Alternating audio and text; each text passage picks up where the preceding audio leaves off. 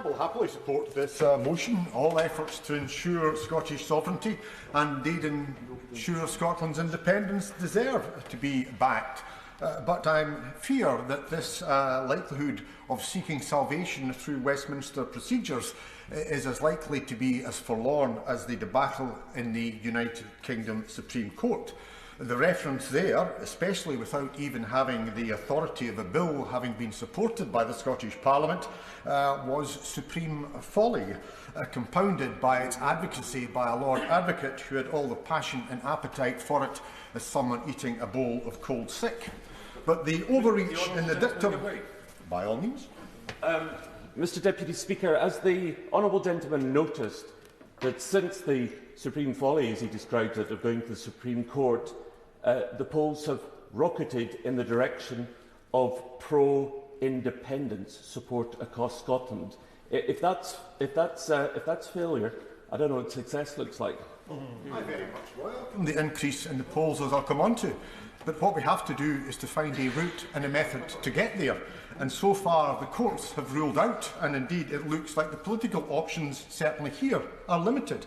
But the overreach in the dictum that Scotland was neither a colony nor indeed had resorted to violence was both absurd and perverse in the Supreme Court judgment, which is why a route for Scottish independence needs set out, but a route must neither be subject to a UK court nor beholden to a UK Parliament.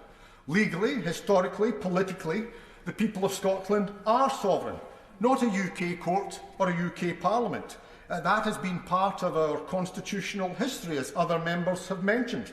It was sent out to me as a law student by Lord Justice Cooper's judgment, and that was passed on. It was the accepted wisdom, and even politically, it was the accepted position of even unionist opponents of independence, that the Scottish people could achieve independence if they voted for it. But that is being denied. So what is to be done when not if, but when this procedural wheeze fails to deliver independence, as indeed the procedural wheeze of referring the matter to the UK Supreme Court failed to deliver the referendum? Well, it's about taking back sovereignty to the Scottish people.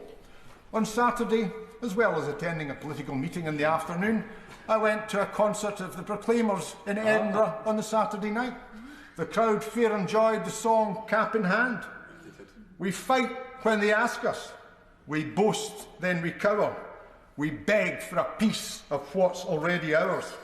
As support for independence rises, as the thermometers and temperatures plummet, as energy costs soar in energy-rich Scotland and people go hungry and go cold, that absurdity must end. Now is the time that Mr Nicholson might wish to be aware of. No more cap in hand. So what is to be done? Well, first of all, we can endorse our historical claim of right, as Canon Kenyon Wright said. Some may say no, but we are the people, if I paraphrase, and we say yes. So I hope that SNP members will sign my colleague Neil Hanby's St Andrew's Day Declaration, EDM 633.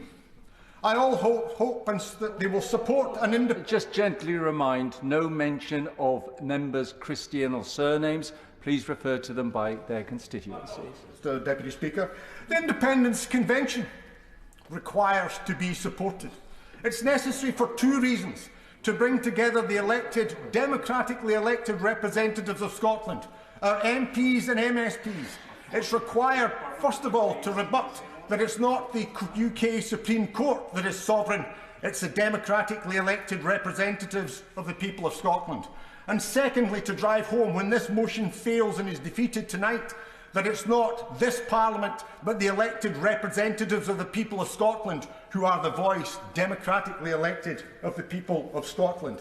So I hope that members in the SNP benches will support the call for an independence convention. After all, it was a call made and supported by the First Minister in February 2020. We're now approaching 3 years on. It's time that convention was delivered.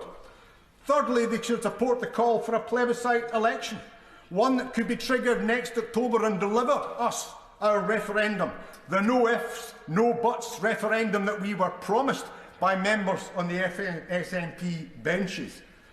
That can be achieved by collapsing the Scottish Parliament. A member of the SNP has already set out a way there. That could be done and could deliver the referendum that the people of Scotland were promised by the First Minister and others that would happen in October of next year. That must be done. And finally, support must be given to all demonstrations, all international legal actions, all actions peaceful and democratic, to drive forward the position that the people of Scotland are not prepared to supinely accept diktat either from a UK Supreme Court or from a Tory government unelected by the people of Scotland since 1955. The need is great. The time is now. I'll support this motion, but questions need to be answered by the members in the SNP. When it is defeated, when will you actually stand up and take powers back for the people of Scotland and ensure that it's Scottish sovereignty, Scottish democracy that rules, not the diktat of a Tory government further impoverishing the people of Scotland?